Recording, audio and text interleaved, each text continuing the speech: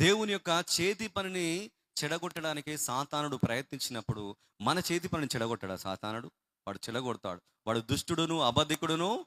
వాడు ప్రతిరోజు, ప్రతి రాత్రి, ప్రతి వేళ మన చేతి పనిని చెడగొట్టేవాడై ఉన్నాడు. కనుక మన చేతి పనులు, మన కుటుంబాలు, మన వ్యక్తిగత జీవితాలు చెడగొట్టకుండా ఉండాలంటే దేవుని ప్రసన్నత మనకి ఎంతో అవసరమైనది.